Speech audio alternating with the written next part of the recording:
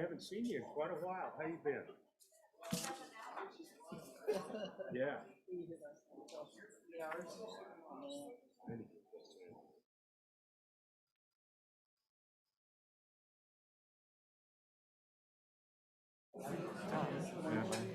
Go ahead and exit that. X that. Yeah, or minimize, either one. Got it. Okay.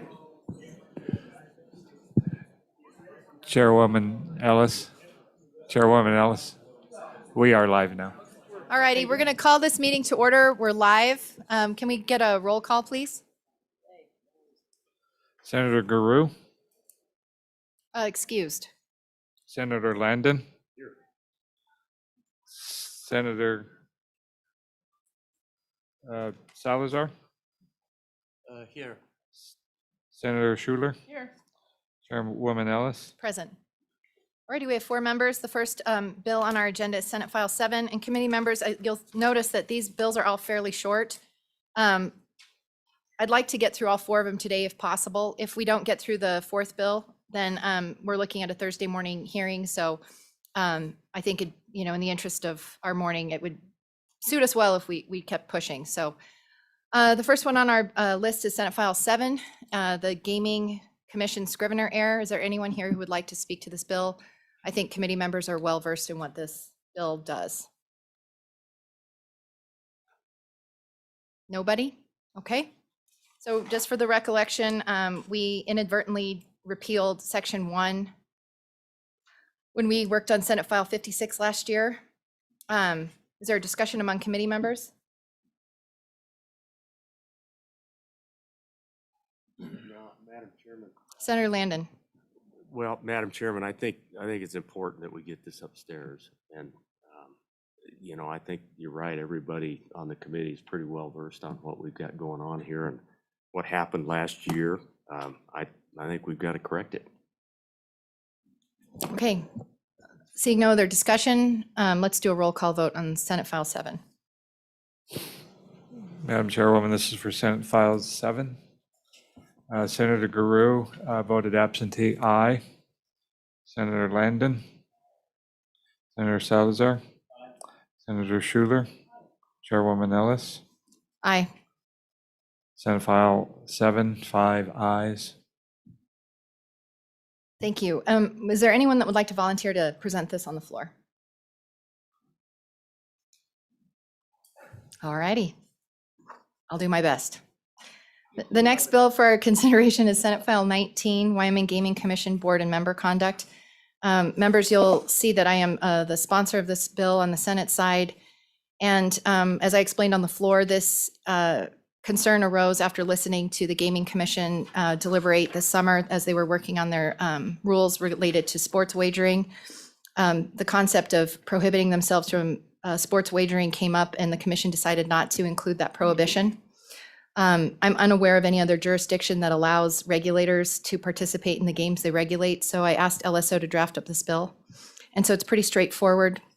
It would change in 1125-101 the criteria for the commissioners to say that they have no interest in any activity regulated by the commission. If this bill moves forward, I do have a clarifying amendment of what interest means on line 3 on page 2. But then in 1125-104D, this would make a little bit more clear, more of a substantial change. And this would say no member or staff of the commission shall pursue, invest, or be engaged in any manner in any business providing for parimutuel wagering, in any animal participating in parimutuel events, or any other activity regulated by the commission. It would also clarify that staff who have any conflicts of interest or any of those activities shall either divest of or stop pursuing or engaging in that interest immediately. And if they fail to disclose that, they may be subject to proceedings and the penalties provided under 1125-208A. So that's the bill, committee members. Before we dive into public comment, do any of you have any questions that I can answer? Seeing none, how many people in the audience are here and would like to provide public comment on this bill? Representative Newsom. Oh, my apologies. Welcome. We have Representative Newsom in the audience. Anyone else? Director Moore, anyone online? Chairman Ellis, we have 4 participants online, but no one with their hand up at Okay. this point. I'm guessing sage grouse. All righty. With that, let's hear from Representative Newsom and then Director Moore.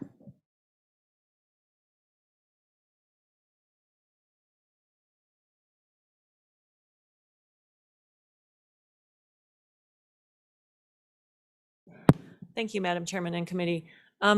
My concern with this particular bill is specific to the horse racing piece and specific to the regulation of the horse racing industry. And the expertise that is brought by those horse owners that are part of the commission is invaluable to the commission. And so I would suggest that possibly there be, if for the skill games and for online sports wagering and for those things, I think it's reasonable, but for actual live horse racing, I think it's reasonable that members of the commission, because of their expertise, would keep their seats on the commission. Thank you. Thank you. Questions for Representative Newsom, Senator Schuler? Thank you, Madam Chair. Yeah, I wondered about that too, and I wondered about a possibility of maybe a grandfather clause for those that, as you mentioned before, have had a lot of expertise and a lot of years of experience in working in that profession. I don't know if that's something that would be, friendly, or whether it would help or hinder. What do you think about that? Representative Newsom? Thank you, Madam Chairman. I think that it's reasonable. I guess what happens now, and I would encourage Director Moore, who has a lot more experience than I do in this particular venue, but there are conflict of interests that are stated. I know members recuse themselves when they do have a conflict in a voting situation, and I believe that that is adequate at this time. Thank you. Okay, further questions? Thank you, Representative Newsom. Director Moore?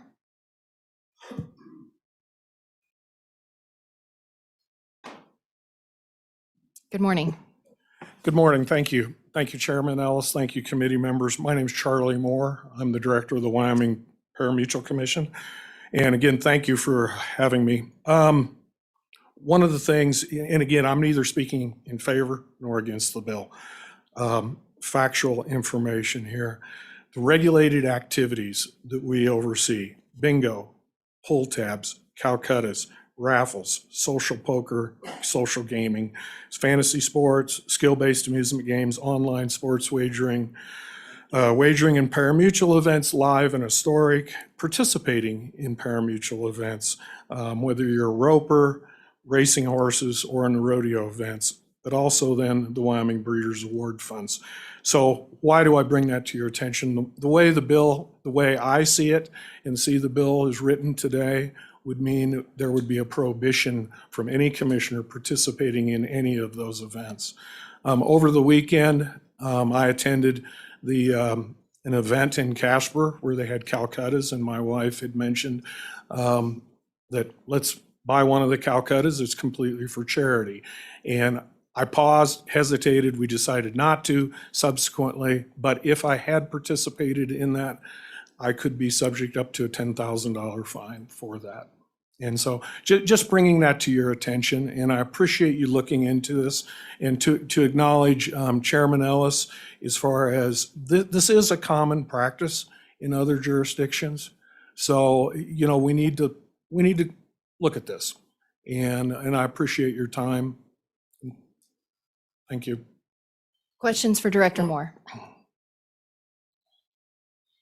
Director, I do have a few. So, one question, we've talked about the grandfathering clause, and I think that what this bill seeks to do is just prohibit, if someone owned greyhounds and raced greyhounds, I know that's not a great example, but they could still race them in other jurisdictions that aren't regulated.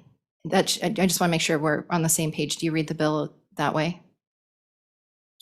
I hadn't contemplated it in that direction, so at this point, I can't answer that question. I'm Okay, sorry. well, I'll be clear. I mean, I think that this is just getting after the activities that the commission regulates. So Right.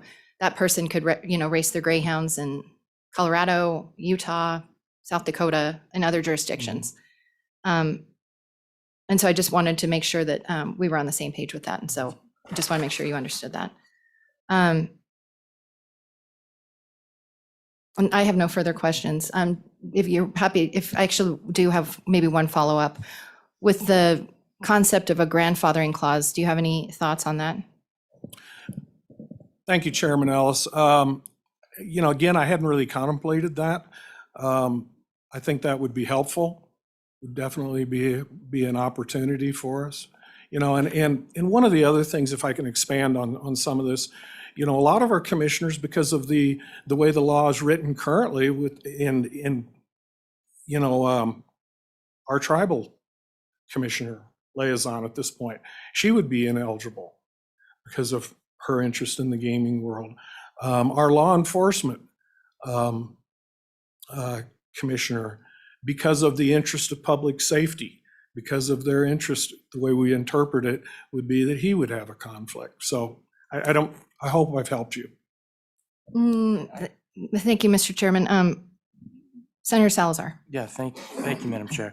So the law enforcement, I don't see it that way. I think it would only be if that individual was betting. Isn't that correct?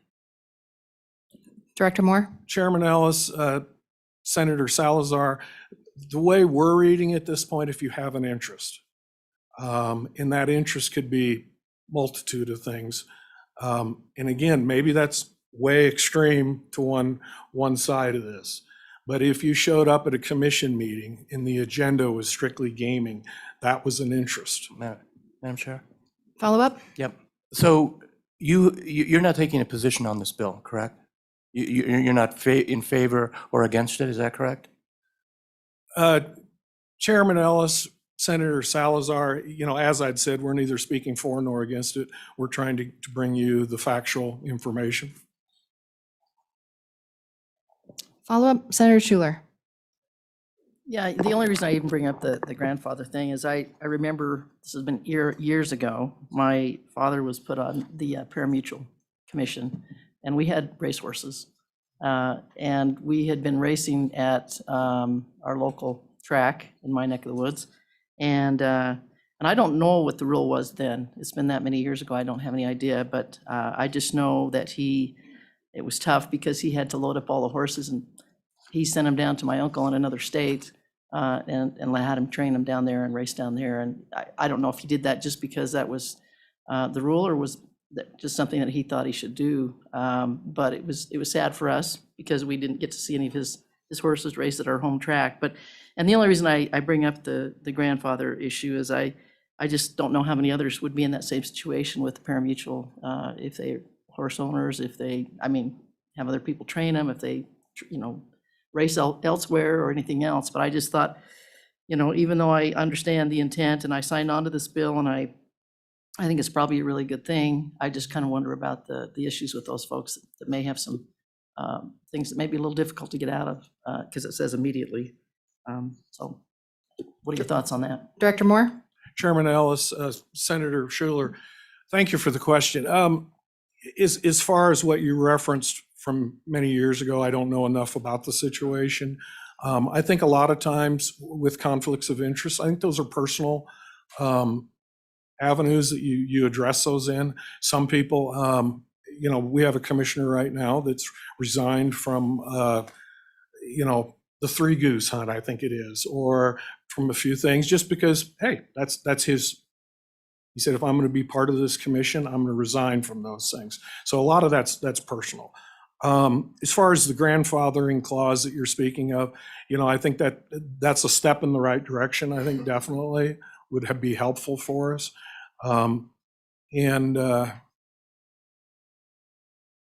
Did I answer your question? I apologize. I got off track a little bit. Excuse me. Thank you. Any other questions? Senator Landon? Yeah, thank you, Madam Chairman. I've got one final question. Director Moore, have you ever run into a situation on your board or in one of your meetings where you maybe in the back of your mind thought that we might have a conflict of interest, or that has that ever bubbled to the top among your commission members as a concern? Has anybody ever brought it to you as a concern? Director? Chairman Ellis, thank you. Senator Landon, Yes, it is a concern. It's always a concern, conflicts. I think that's just human nature. When you're a regulator, you're looking at things in those kind of a light. We have commissioners that have recused themselves in different situations. And it happens. It doesn't happen a lot, but they do recuse themselves. I am very careful to pay attention when we're having a meeting to, if I know someone is participating or whatever in an event, that we're focusing on that. We stop, we slow down the process, we discuss it, and then move on, hopefully. So yes, it does come up periodically. Okay, thank you. Director Moore, I have some questions, and I think we're just a little bit waking up, so our brains are turning a little bit more. A couple of things. I want to make sure that I understand your concern. You think that the commissioner who serves from the reservation and the law enforcement commissioner have an interest. And I think that we're confusing what the word interest means. I think what we're seeking is like a financial interest, that somehow you're in charge of a game and you can make money off of it and profit, right? That all reeks of, corruption in other states that we've seen and know about time and time again. So I think what we're trying to get after is financial interest. Do you not read the bill in that regard? Because everybody's an interest in well-regulated. Everyone has some kind of an interest, but I think that's what we're talking about here. So do you not read it that way? Chairman Ellis, yes, I do. I do read it that way. However, my belief is we need to say that. That's what would be my suggestion. Say financial interest. And I think that would be very helpful. Okay, Senator Landon, follow up? Maybe I can help a little bit here. I think that, I've thought about this law enforcement angle. One of the things that our law enforcement people do is do a lot of inspections of the horses. There could be a financial interest. There could be certainly a way that any of those law enforcement people could know something that I don't and share it with somebody to say, these are the horses that you want to bet. So yeah, I think there's plenty of room for that kind of potential. I think anybody involved with the gaming commission at all needs to be fenced out if that's what we're up to. Does that make sense? I mean, I think that's isn't that what Director Moore is getting to? Director Moore? Chairman Ellis, Senator Landon, again, yes, I think it is important to raise the bar. I think it's tremendously important, and everybody on the commission. And I think if we just said plainly, financial interest, and then do you want to make it bingo, pull tab, raffles, or do you want to make it specific? Horse racing, skill games, some of those things. And, while I understand it's been brought up in testimony and different discussions, the lottery has a prohibition. That's one type of an event. We have multiple events. Like I said, I'd listed out the different things that we regulate. So do you want to be specific? And at the end of the day, it's your policy decision. I don't have to tell you that, but I want you to understand I do totally get it. And I need it clear enough to where we can enforce this thing properly. To answer your question, it's any activity you regulate. So you can play the lottery because the Gaming Commission isn't regulating the lottery. Commissioners could go play games on the reservation because they don't regulate those games. Commissioner Wildcat, for example, couldn't play state regulated games. And so, yes, that's the answer. And I think what we're getting after is, a situation where if you have a commissioner put even $1 in an HHR machine or a skill-based machine and they get the jackpot, it reeks of corruption. That's the concern. Even with sports betting. So it's not this, it's a big deal to serve as a regulator on a commission. And so you can't have your cake and eat it too, I guess is what I'm trying to say. If you want to continue to be engaged on the racing side, on the playing side as a player, you have that choice, but it doesn't mean you get to also regulate that activity because we're holding these individuals to a higher standard. Senator Salazar. Thank you, Madam Chair. That is exactly my view as well. That is exactly why I signed on to this bill. And I am in complete agreement with you, Madam Chair. So, Mr. Chairman, one last question I have for you. So how often do you recuse, or has a member had to recuse themselves from a parimutuel event on voting on whether or not to authorize a certain parimutuel event? Chairman Ellis, I don't have the exact number, but it's very minimal. I think in the last couple of years, I recall 2 or 3 times. So, just a follow-up, would it be fair to say then that that commissioner, if they wanted to participate and race their animals in those events, we're really asking them to forego maybe 2, maybe 3 events? Is that correct? For Chairman Ellis, to clarify, under the current statutes that we're guided by, if we have a case come before the commission, and you've been involved in that event, you would have to recuse yourself. So first off, we've had very few that have come to us from those particular events. Commissioners that have maybe gone to the races and wagered and played, we haven't had anything that's come to the commission level. And as far as adjudicating a lot of cases at the racetrack, we have, it's very similar to our lower courts. We have a lower court that adjudicates all the cases at the track, our stewards.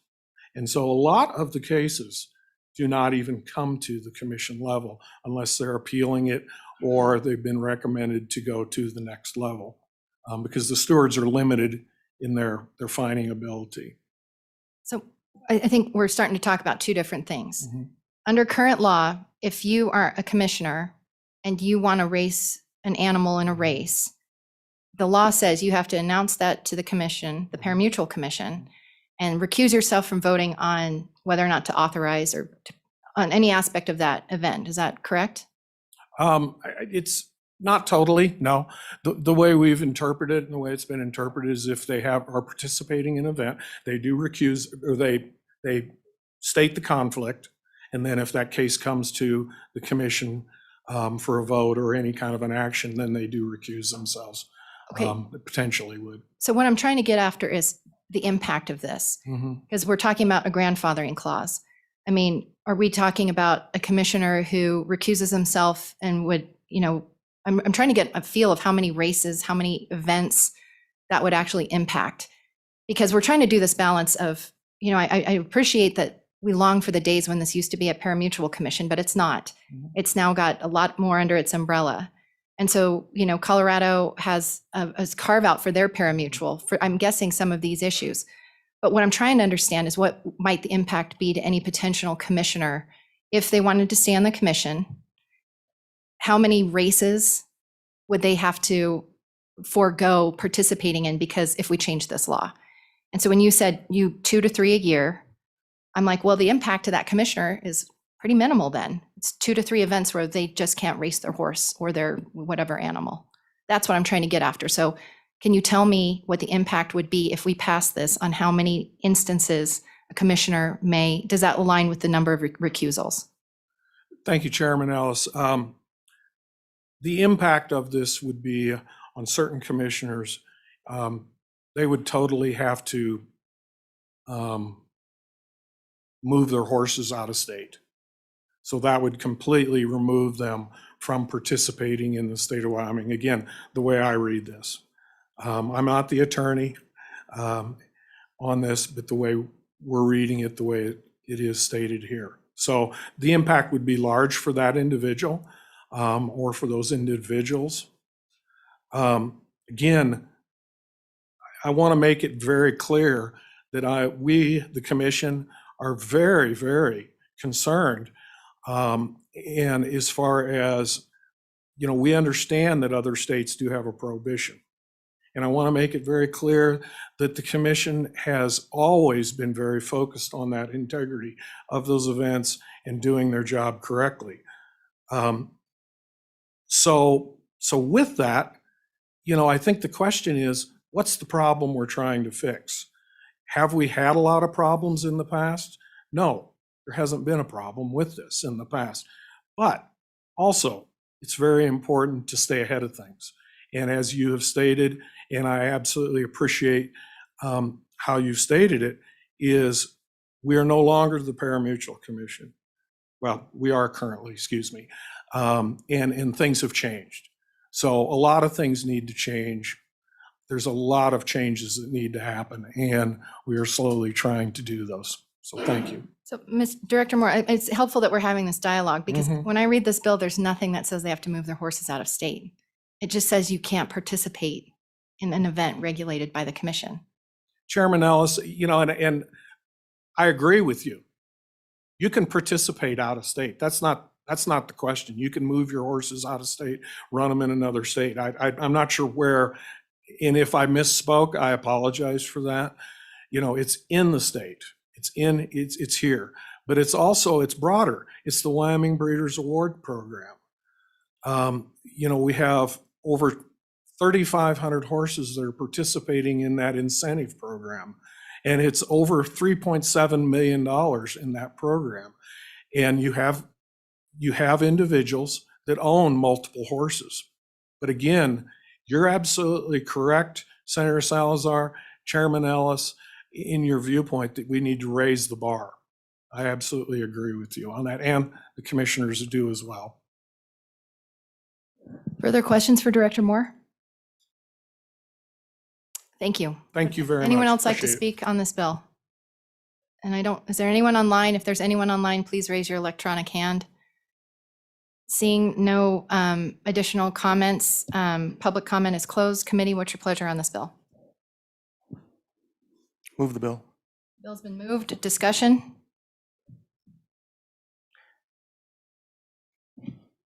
Senator Schuler? Thank you, Madam Chairman. I still would like to add a additional amendment.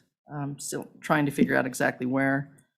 Probably page 2, line 21. And just somehow or other grandfather in anyone that prior to, I guess the date would be, what would be a good date? Even the cutoff.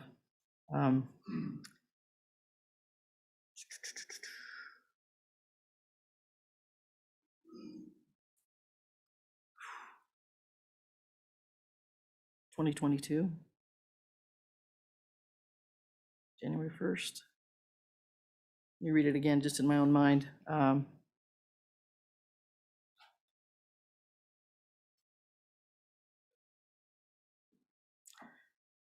don't know that it really works. I'm not a good wordsmith, but I would say, yeah, anyone that's in any activity regulated by the commissioner in an animal participating in a parimutuel event shall disclose that interest and shall be grandfathered in if they are an owner before January 2022.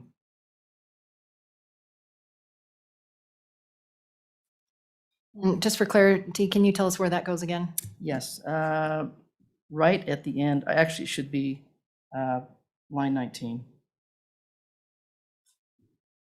Okay, one more time. I'm not following along. Okay. They shall disclose that interest and let's take out shall. And let's put in may there.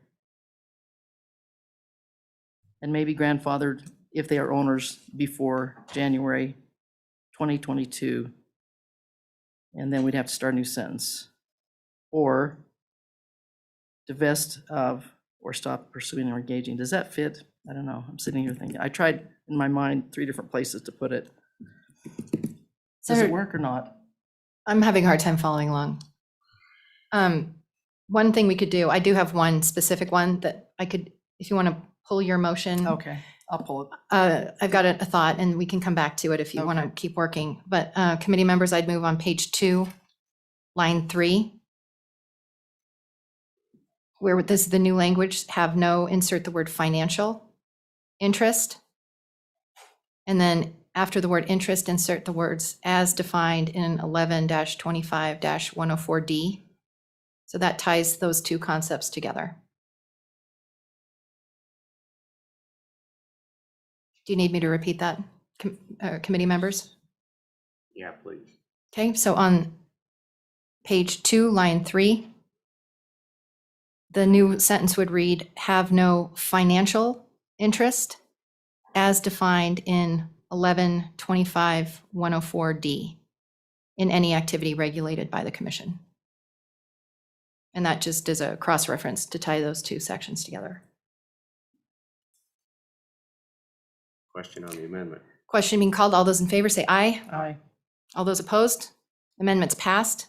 Senator Schuler, have you, if you don't have it and want to bring it on a committee of the whole amendment, that'd Yeah, be why fine don't I do too. that? Then I can work through it a little bit. Okay. Any other comments, Good idea. Senator Landon? Madam Chairman, I was just going to suggest the same thing.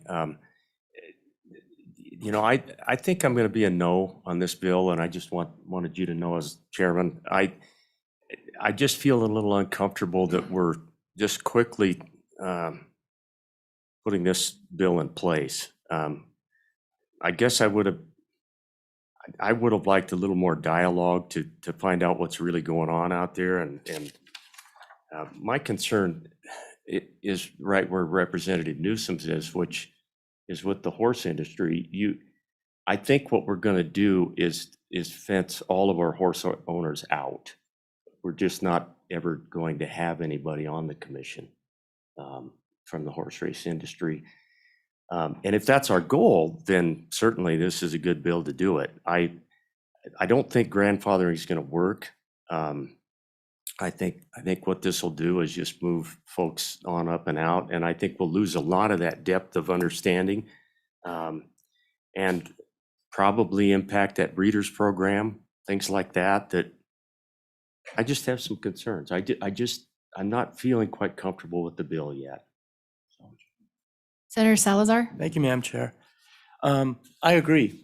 I don't think a grandfather clause is going to work either. But the reason that I'm supporting this bill is because I don't want a public appearance of conflict.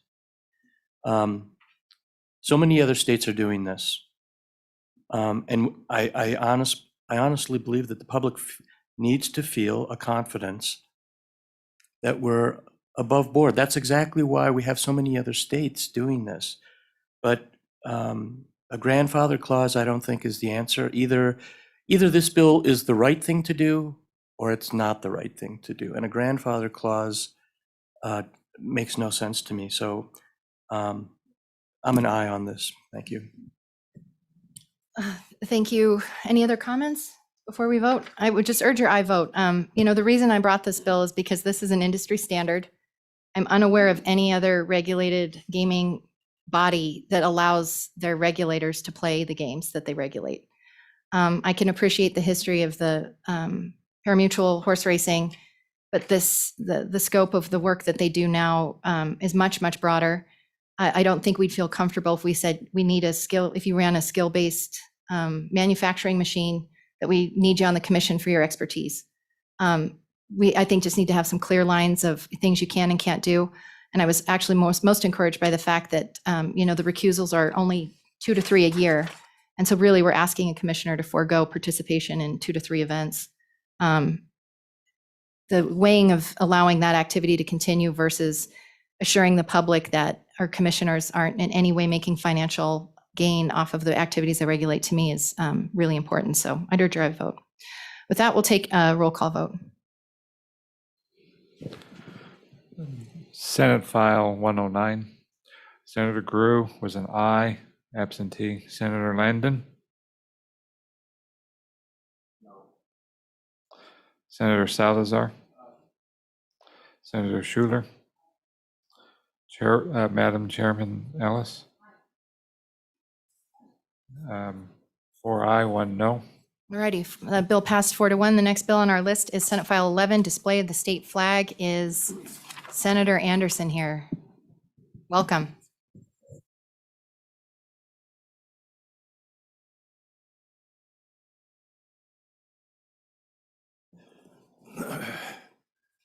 Good morning, Madam Chairman.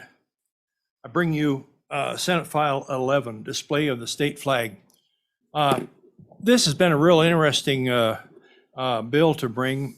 One of the heirs contacted me about the state flag. They are now displayed, 2 of them. One is displayed in the Casper Library and one in the museum in Buffalo. But when you go back and read the bill from 1945, it says they will only be displayed in the homes. So that's what we're about to change. Page 2, line 15 starts out that one of the flags aforementioned be delivered to her as the property of and to remain in the home or homes of herself and her heirs only, and upon condition that it shall never be otherwise displayed. So we added, unless Mrs. Keys or her heirs undertakes to donate the flag for public display at a Wyoming state, county, or municipal building. So that's as simple, that's all it does is allow them to display it. But I'd like to give you a little of the history on it. I know you're up for history. In 1916, we had a contest. The Wyoming had a contest for a flag. We didn't have a flag. So Verna Keys out of Buffalo was just out of art school in the Institute of Chicago, where she studied design and decoration. And she was visiting her parents on the Cross H Ranch, which is just south of Buffalo there. And her father told her he spent all that money on that school. He wanted to design for a flag. And so she worked and worked and worked and worked on it and finally did come up with a design. They mailed it in to the Daughters of the American Revolution, and she got a call in about a week that she was in consideration. So she met with Dr. Grace Hebbard, and they went over what all the symbols meant and all that. And sure enough, she was approved as the design. So in 1917, let's see, the legislature is kind of interesting here too. I'll read you. The bill was introduced by the Senate by the late Honorable W.W. Daley of Rawlins, Wyoming. This august body of men had a great deal of amusement at the expense of the bison in the design. One esteemed senator, being a Democrat, championed the cause of the party's emblem as the donkey was the only animal appropriate for the Wyoming flag. Republicans upheld the elephant and even the bull moose party suggested their emblem for the flag. However, the bison was left intact. The bill was passed and the Wyoming flag was officially adopted January 31st, 1917. So it was the official flag for that long. And then in 1945, 1945, Governor Hunt, Lester Hunt, who put the bucking horse on our license plates, he designed it and got it put on there. He decided that she should have some copies of this flag. They had 6 flags and they didn't know what to do with them.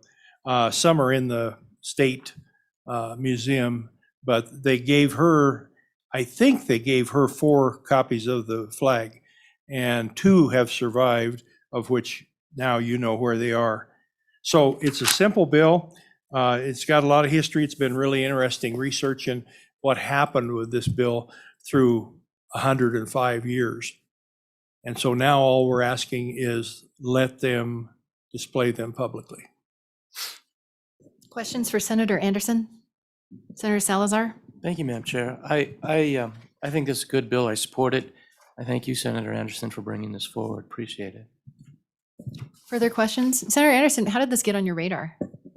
One of the heirs came to me and said she felt like she was violating the law. And then the person that was is the manager of the Casper Library, library, came to me and said, "I'm displaying a flag and we shouldn't be. I want that fixed." So then it got interesting.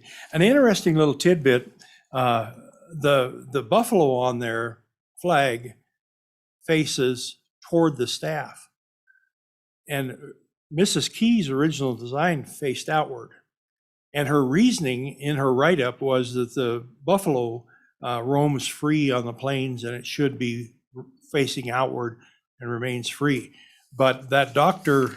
Hebbard that I mentioned to you was the one who contracted to have them printed in 1919. she had the buffalo facing the staff. And so that's the flag you have today. So That's that was kind of interesting. interesting too. Yeah. Any other questions? Thank you, Senator Anderson. Does anyone in the audience want to participate or offer comments on this bill? Anyone online? I'm guessing no. Public comment is closed. Committee, what's your pleasure? It's been moved. Any discussion? Moved, seconded? Discussion? Seeing none, let's call the roll. Senate File 11. Senator Grew is an aye. Senator Landon. Senator Salazar. Senator Schuler. Madam Chairman Ellis. 5 ayes. Alrighty, Senate File 11 is passed. The next bill on our agenda is Senate File 61, Sage Grouse Bird Farms, no certification expiration 2. Welcome, Senator Perkins.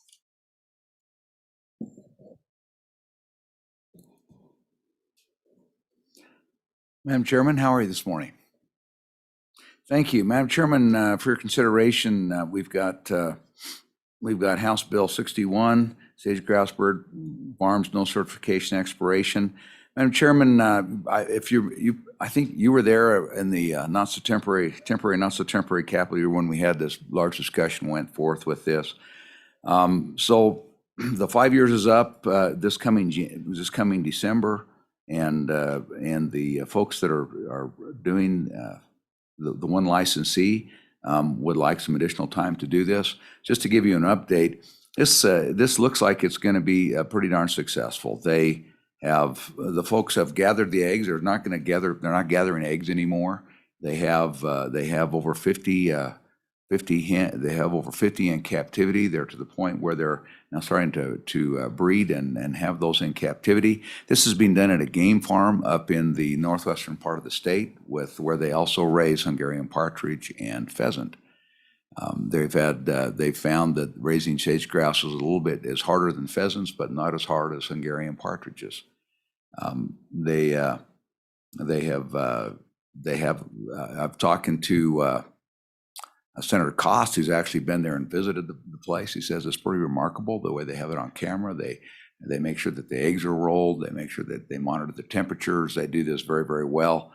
And this is in a successful environment where they are a bird farm that's raising and selling and releasing thousands of other game birds, in particular pheasants and Hungarian partridge, every year. This is up. Again, there's no state money in this. It continues to be promising. We get reports out of Alberta and other places that are doing this, that it's going forward.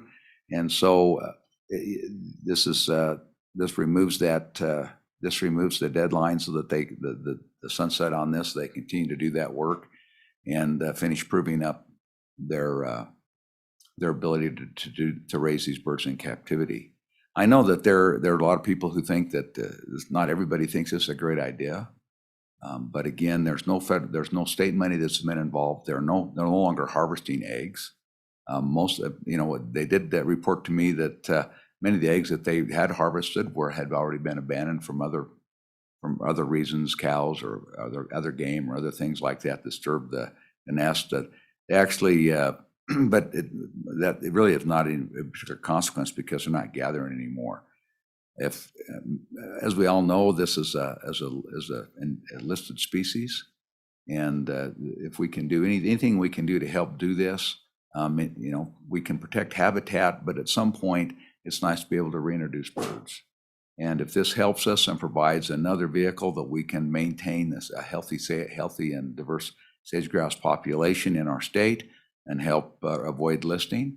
And this certainly doesn't mean that we get to ignore our other obligations with respect to habitat, but it also provides an ability to reintroduce this bird in areas where it had traditionally been strong, where as we watch and mining comes and goes, to reintroduce those in places where those leks may have dissipated. It just seems to me that it's a very appropriate and worthwhile effort to continue to see if these folks can do this and allow this licensing and the process to continue. That's all the bill does, Madam Chairman. Thank you. Questions for Senator Perkins? Senator Schuler? Thank you, Madam Chairman. Just one of the questions that I had was, have they only once they've got the sage grouse, I don't know what type of, how far they have to go into their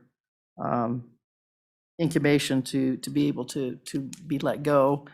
Have they only just kept them in that area, in the PAL area? Have they tried other areas of the state to transport these birds once they've been, incubated and raised? I just wondered if it's only that area that's seen the progress there, or have other areas had that opportunity? Senator Perkins? Madam Chairman, and the answer is they're not releasing them yet. I mean, what they now is they're to the point where they have 50-odd birds now, and so the ability is to have them then lay eggs in captivity and raise those to build that population, and then they'll start to release them.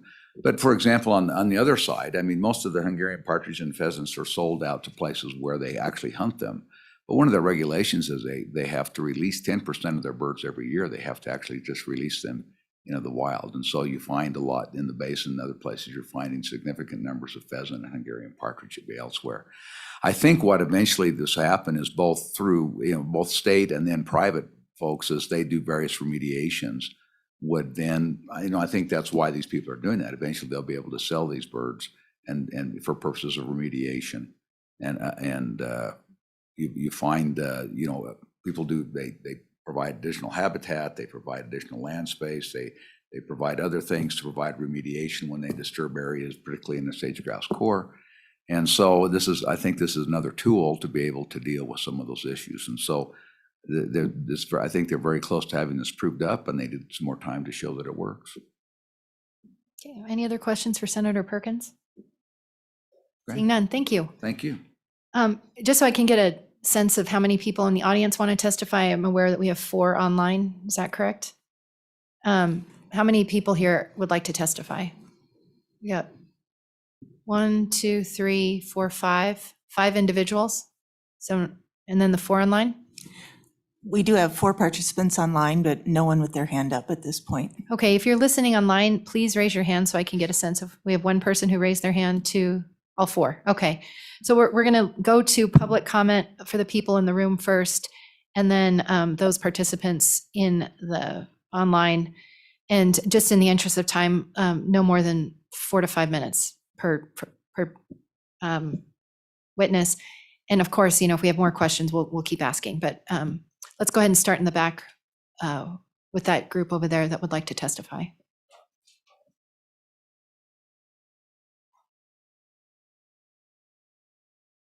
And then just to be clear, I think we've got representatives from Game and Fish in the room, and I'm guessing you're here just to answer questions if we have them. Is that correct? Absolutely, Madam Chair. We've got as much information as the committee may need on what's happened to this point. Senator Perkins did a good job of providing an outline of what this bill would do and what's happened over the last 4 years. Okay, thank you. So we do have Game and Fish if we have more specific questions, but welcome. Please identify yourself for the record and let us know what you think about this bill. Madam Chair, members of the committee, I am Jess Johnson. We are with the Wyoming Wildlife Federation, and I'm here with my colleague, Anna Kaufman. We decided to come up together. Anna speaks a little bit more to the science, and I can speak a little bit more to the hunting voice as we're going to present this. We will try and keep it short. But Anna, do you want to give a little introduction? Sure. My name is Anna Kaufman. I am an avid upland hunter. My bird dog puppy is actually at training so that I can be here right now. But before I was with the Federation, I also did avian research. So I traveled all over the country for a couple of years and still have a lot of good friends and my partner that are doing that work. So I have volunteered on some sage grouse projects and just will be providing some more statistical information. I believe I provided a handout that has some information on the survival of sage grouse and also our talking points for the committee. So I'll hop right into it. The Wyoming Wildlife Federation, 47 years ago in 1975, sat in front of a Senate committee and testified vehemently in support of a bill banning any new game farms for deer and elk. And this was based on the premise that we felt that the privatization of a public resource for a private profit went against everything that upholds what we thought were Wyoming hunting values. Hunters understood then, as we understand now, that game farms introduce opportunities for disease risk, disturbance of native local populations, and at the very best are poor substitutes for population supplementation.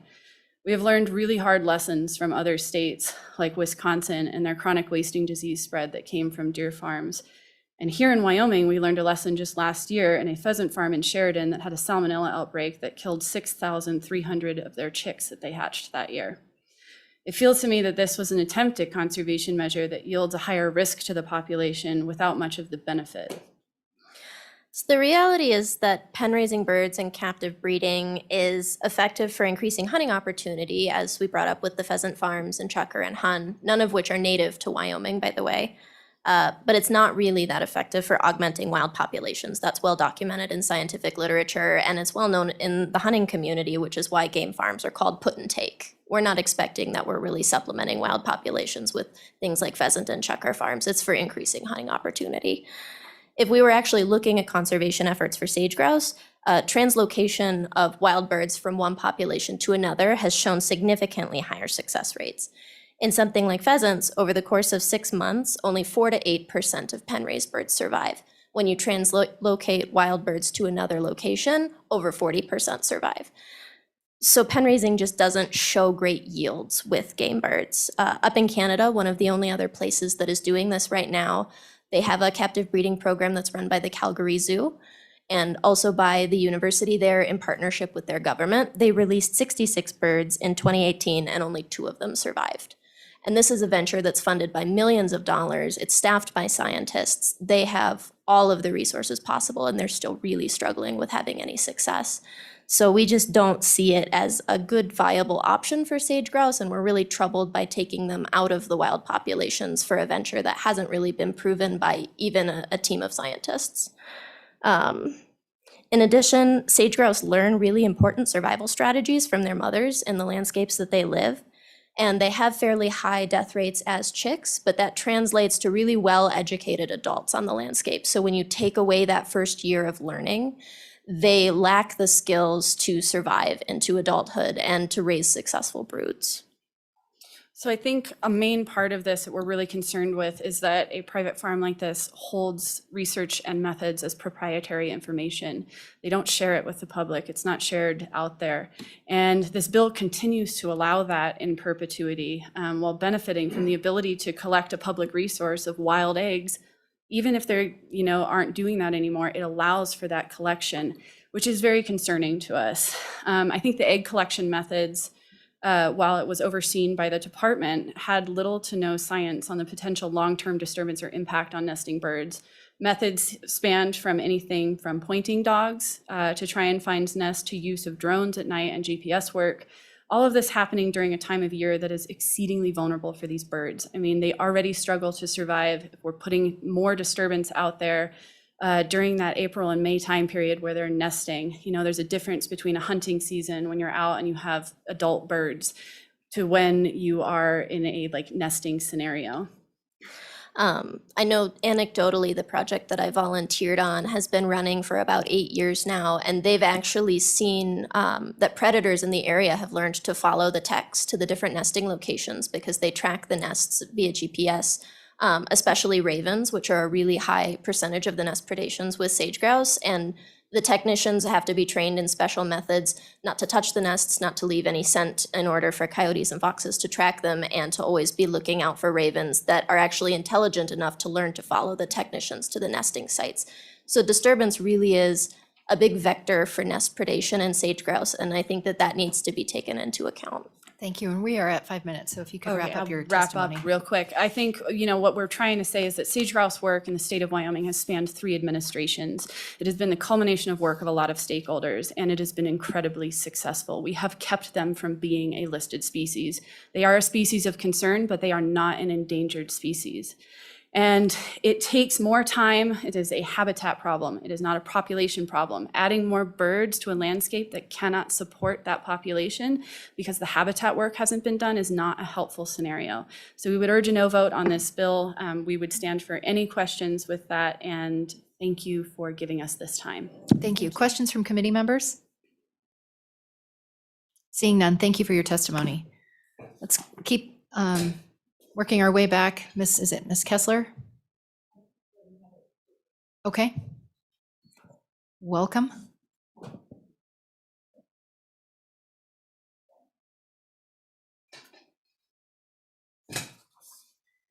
Good morning, Madam Chair, members of the committee. I'm Elizabeth Arano from the Wyoming Outdoor Council. First, we would like to emphasize that captive breeding is not a viable conservation strategy to prevent an endangered species listing for the sage grouse. The state's current approach, as my colleagues have already mentioned, is based on habitat and was confirmed by 3 different Wyoming administrations and recognized nationally as a model. As pen-raised birds have a meager survival rate in the wild, and introducing them is not a workable survival strategy. Farming and releasing birds also poses disease risks to the already vulnerable wild populations. Second, and more broadly, we're concerned that the bill allows private entities to continue taking public resources for private property in perpetuity. It allows eggs from birds in the public trust to be raised as privately owned. It allows a commercial company to use public resources, Wyoming's wildlife, for their commercial interests, with no requirement that their data be shared. According to the bill's fiscal note, supporting this private company costs the state over $17,000 from the Game and Fish Fund and over 315 game and fish hours annually. This private farming burdens our taxpayers with no return. As Governor Mead said in 2017, this was supposed to be a time-limited experiment. Deciding 5 years later, with no captive breeding in place and no successful releases, that we should preserve this time-limited approach in perpetuity violates the original understanding reached by multiple parties, including industry. This bill is simply not necessary. We can allow the original statute to sunset. The farm has birds to work with, and it is our understanding that the farm could continue to be permitted to operate without this bill. Additionally, according to statements made upon the introduction of this bill, the current farm has concluded its egg collecting, creating no need to preserve the statute. We'd also like to address some misconceptions that we've heard, that breeding sage grouse is comparable to captive breeding of other species like black-footed ferrets and California condors. To begin, neither condors nor black-footed ferrets are or were game animals, nor were they raised by private farms for profit of those farms. Further, both of these species were listed as endangered, which, thanks to Wyoming's nationally recognized strategy, the sage grouse is not. Their numbers were incredibly low at the time captive breeding was initiated. When the captive breeding program for black-footed ferrets started, there were only 18 individuals in the wild. There were 22 for condors. Sage grouse numbers are way above these. For condors, if an egg is removed immediately, the pair will lay another, resulting in more eggs and more condors. This is not true for sage grouse, where collecting eggs and disturbing nests is likely to lead to greater population decline. These breeding programs, as well as the species themselves, are simply not comparable. Finally, our sage grouse strategy works because it focuses on habitat. To avoid listing under the Endangered Species Act, we should keep our emphasis on our already working, proven approaches, rather than enabling a permanent expansion of experimental private captive breeding. Private captive breeding does not support conservation. It poses a risk to our wild birds in the form of disease and disturbance, and it costs our public dollars to oversee.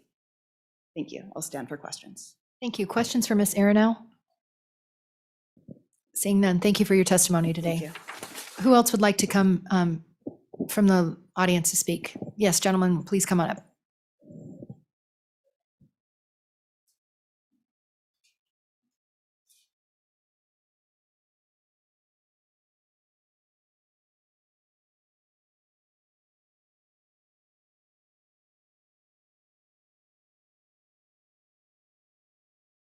Good morning. Part of Senator Anderson's history lesson is he left out it was the governor that selected the bucking horse to be the state symbol, but it was Allen Tupper True who was the artist, and he was my great uncle. I hope that doesn't take against my 5 minutes. Anyway, good morning. It's good to be here. It's 11 below at the ranch and they're calving, so I'm thrilled to be working in a warm environment. I'm Deemer True. I'm president of the Western States Sage Grouse Recovery Foundation. It's a private foundation with one purpose, and that is to see if we can raise the greater sage grouse in captivity. And I've got really good news, we can. It took us the first 4 years to figure out how to get into the field, gather the eggs, find the eggs, gather them, transport them, incubate them, hatch them, and raise the bird. And as you've already heard, we have 51 birds, which will become the breeding stock for the bird farm. Now, there's a lot of misconception. This is not a commercial endeavor. This is a research project. And we would welcome the university or the community colleges to come in and work with us side by side. And there is a role, and we've reached out to Northwest Community College and the university repeatedly and would love to have them come in and help us with this. And what we want the bird farm to be is a feeder farm for purposes such as research, such as perhaps taking some birds over to the Jackson Hole area where they now have no known birds. But there are two things that we haven't figured out yet. I think we're very comfortable with where we are right now. The second thing we need to do is to confirm that they will breed in captivity and lay eggs in captivity. And we need time to find that out. That'll be this year. And when we initiated the bill, I really felt if we couldn't figure it out in 5 years, we'd tip a hat to those people who said you can't do it and concede and walk away from it. Well, it took us all this time to get to this point. And so we're asking for the permission to continue the studies and confirm, and there shouldn't be any reason that they wouldn't breed in captivity and raise and lay eggs in captivity. One of the things we did find out is that those nests that we disturbed and gathered eggs, the hen came back and laid more eggs. And because we collared those hens, we were able to confirm that. This is not to replace the sage grouse implementation team concept, the SIGIT. This is a supplemental way to preserve the species and to prevent the species from being listed as endangered. The other step that frankly our foundation is not prepared to deal with, and that's sustainability. And we would earnestly seek help from the university or another foundation to learn about the best way to release the bird. And we don't know that yet. We just won't. But we need more time to start finding those things out. Carl Bear is available. He's the manager of the bird farm. He's one of those who's online with us in case you get any technical questions. Dennis Brayback, my colleague, has been the owner and manager of the farm. And you have some comments, Dennis? Thank you, Chairman Ellis, members of the committee. Thank Morning. you for allowing me to testify today. I am Dennis Bravick. I am the majority owner and general manager of Diamond Wings and Fiddleback Farms, which Diamond Wings is a portion of. We have been doing this project, and seems to be a misconception that this is a commercial project, and it's been extended quite a bit of time, as any research project does. It doesn't seem to go nearly as well as you anticipate. I purchased the farm in 2018, and we tried to, we obtained the permit to go ahead and collect eggs that year. We didn't have the funding to go ahead and go forward with it. And we proceeded then into the next year, into 2019. We had the facilities built, and these facilities were inspected and very carefully by the Game and Fish to make sure that they met all the requirements of the legislation and the statutes and the regulations that were written after the statutes. And so they had to be built on virgin ground. We couldn't use our existing facilities. They had to have special ventilation for the incubators and the hatchers, and everything had to be up to a specific standard. In 2019, we were able to go out, and at that time, we attempted to use a drone system to locate the hens. We thought the drone would be able to, but when you calculate the size of the area around the lek that these hens will go into, they'll go out 3 to 5 miles, and sometimes more. And your chances of finding those eggs is very remote. We went out 12 times looking for eggs. Yes, we did use pointing dogs. Then we find out from the Game and Fish, the pointing dogs will not work because the hens have no scent. And when they leave the nest to defecate, They do not leave any scent around there, so the pointing dogs are worthless. We did find 9 nests that year, all of them depredated. We found, I think, 2 or 3 hens that had been killed. We found the remains of them. So we know that predation is a major concern with the sage grouse. They are really affecting the numbers. We went ahead and proceeded then, that was in 2020. And then in 2021, we changed our tactic. We traded the drone for some collars with the Matisse Conservation District. They wanted the drone for their work, and they were through with the collars. And then we purchased additional collars so we could trace these birds. Now we have, I heard a comment that we don't have scientists. Yes, we have 2 biologists on staff that did this work, plus additional support from additional biologists. We also have the Calgary Zoo that we use as kind of a sounding board, and also the Sutton Research Center down in Norman, Oklahoma, that is working with the lesser sage grouse in development of these. Now, this has been privately funded by the foundation, so we could not move forward until we had the funding to build these facilities. And again, they're totally separate. These sage grouse facilities are 1/4 mile from the rest of the game bird farm, so they are not adjacent to it. So any disease that you would worry about would be brought in just like they would in the wild by wild birds flying over the area. They are not next to the sage grouse. Anyhow, we went out in 2021 with the drones. Not the drones, but the radio collared birds. We're able to locate the nests where these birds are. Unfortunately, I can't show you the pictures, but the birds are very careful to where they nest. We were able to locate these nests. We were able to go ahead and collect the eggs very carefully. Again, we didn't want to leave any scent at the nest. We used gloves. We carefully moved in, removed the eggs, and then took them back. We had permission to gather 250 eggs. We only gathered a total of 133 eggs, of which 2 were cracked at the nest. They were broken initially. And then we also had 19 of them that were not viable. In other words, especially in the nest where the egg was cracked. As soon as the egg's cracked, the hen will leave because that leaves a scent.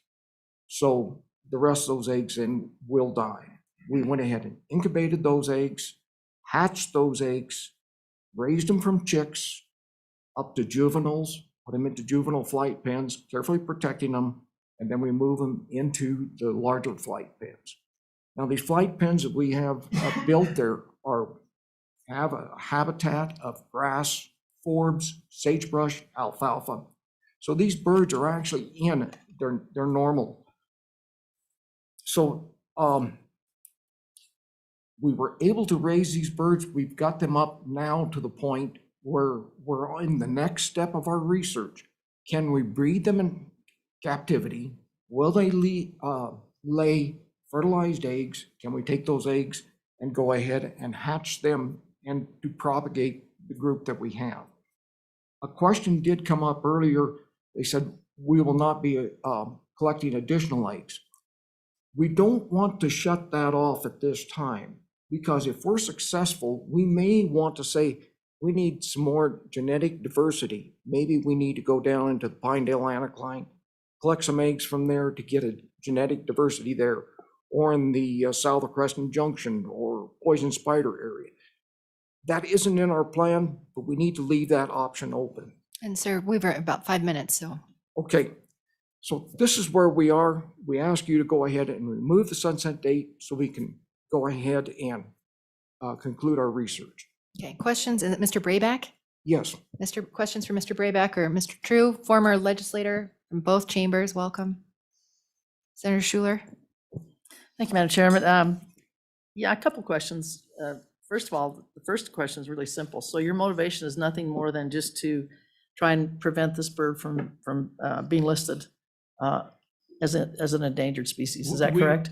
Yes, that's certainly a purpose, but we want to preserve the bird as well, not just to prevent it from being listed, but also to preserve the species. We're focused on that. And my second question, Follow-up? Madam Chair. how long do you suppose, would you need another 5 years, another 2 years? Is there a date out there that you've thought about in terms of being able to accomplish what you'd like to do? That's a good question because it's hard to anticipate with a research project how you would go forward because we have to be very careful in what we're doing. If we get to the point where we're actually able to feel that we can successfully release some birds into the wild, we'll want to continue this project on. However, this aspect that we may want to collect additional eggs 5 years, 10 years, maybe 15, 20 years from now, we can't anticipate at this time. So I can't give you a definite time frame on Madam that. Chairman, may I speak to that? Yep, Mr. True. We have to get a new permit annually. So we have to go back to the Game and Fish Commission annually and reapply for the permit. So we're carefully regulated in that respect. Further questions? Seeing none, thank you. Thank you. Thank you. Is there anyone else in the audience who would like to testify on this bill? Seeing none, let's move to our, oh, we got one more. And then online panelist, you'll be up next.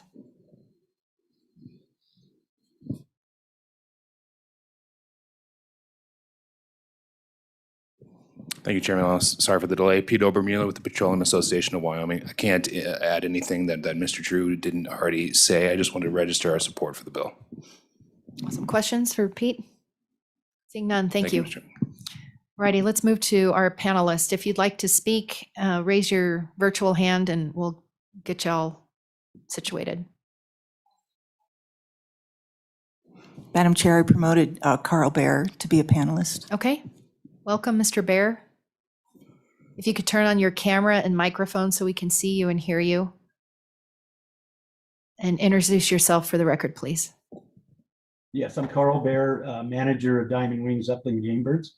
And I've raised birds for the last 26 years, raised a variety of different species from different varieties of quail, partridges and pheasants. And it's been a great privilege to work with the sage grouse. I've had a chance to be the applicant for the last 4 years or 5 years now. And the first 2 years that we didn't get to try going out and getting sage grouse, but I was on every attempt to get sage grouse in the both years that we did try. So learned very, very much from that. So. Okay, questions for Mr. Bear? Senator Landon? So, Madam Chairman, thank you. Mr. Bear, so are you working with the farm up in Powell then? Do I understand that correctly? Mr. Bear? Yeah. Yes, Mr. Landon, I work daily from the time the birds, well, I was a part of the collecting process as well as hatching the birds, incubating, hatching, brooding and rearing them and taking care of them every day in the flight pens right now for the last 10 months. Okay, thank you for that. Okay, further questions? Seeing none, thank you for being with us today. Thank you. Are there any other panelists that would like to speak? We've got two more.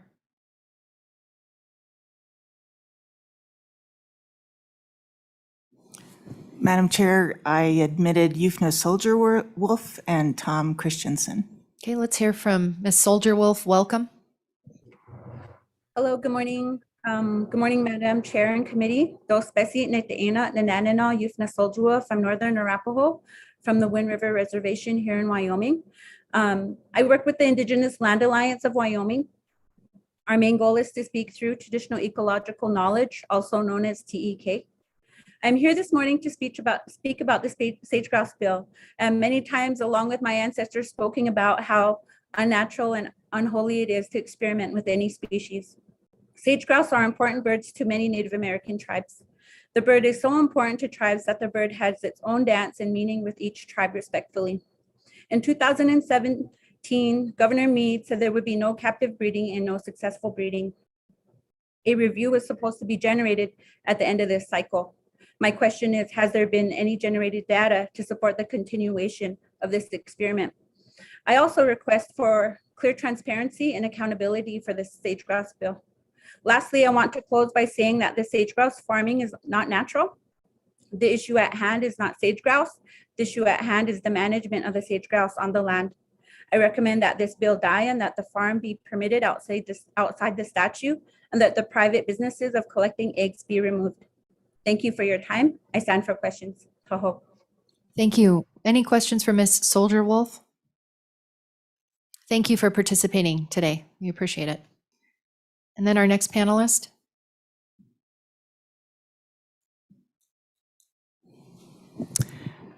Madam Chair, I was attempting to admit Tom, oh, here he is, Tom Christensen. Welcome, Mr. Christensen. Good morning, Madam Chairman and members of the committee. My name is Tom Christensen. I live in Green River, and my family has maintained continuous residence in Wyoming since 1885. I'm retired from the Game and Fish Department, where I spent 33 years, 15 of which as the department's sage grouse program coordinator. I served a term as the chairman of the Western Association of Fish and Wildlife Agency's sage grouse technical team in 2015 and 2016. I provided technical assistance to the state's sage grouse implementation team from its creation by Governor Friedenthal in 2007 until my retirement in 2018. I assisted the Game and Fish Administration with regulations and rulemaking regarding the sage grouse bird farm statute, which was passed by the 2017 legislature in spite of the concerns expressed at the time by the sage grouse management professionals and conservation community at large. In his 2017 letter to the Game and Fish Director, Governor Mead wrote that the sage grouse bill has become law without my signature, and I have considerable reservations with this new law. He went on to say that as your agency develops rules and regulations, I ask that you ensure that they do not weaken any standard for the conservation of the species, including the executive order, and that this time-limited endeavor does not set us down a path that could lead to the listing of the species under the Endangered Species Act. As was Governor Mead's vision of a time-limited experiment, this experiment should end with the sunset clause. Realistically, though, now that the bird farm has captive birds in possession, I know they will not be taken away if the farm continues to follow the provisions of the current permits. So be it. However, given that these captive birds exist and that there are other sage grouse being raised at the Calgary Zoo in Canada, there is no further need for additional removal of eggs from the wild. Therefore, I strongly recommend that the legislature, at the very least, take this opportunity to end the practice of collecting sage grouse eggs from the wild by deleting that subsection from the existing statute. Doing so will not eliminate the continuing threat that captive rearing poses to wild populations. However, it would mitigate the impacts of potentially removing more wild eggs and further privatizing a public resource. Thank you. Questions for Mr. Christensen? Seeing none, thank you for your participation today. Committee, we're at 9:20. I did want to ask Game and Fish a few questions, if you wouldn't mind joining us.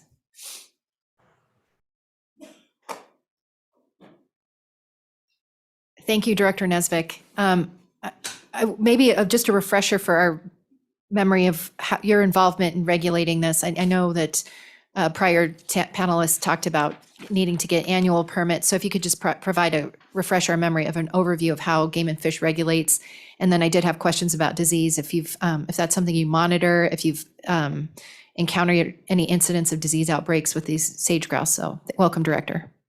Thank you, Madam Chair. So yes, as you pointed out, the Game and Fish Commission did promulgate rules and regulations directly following the enactment of this statute when it was signed into law in 2017. The regulations are in depth, comprehensive, were the result of a significant review and analysis by a lot of folks that are experts on both game bird propagation as well as wildlife disease.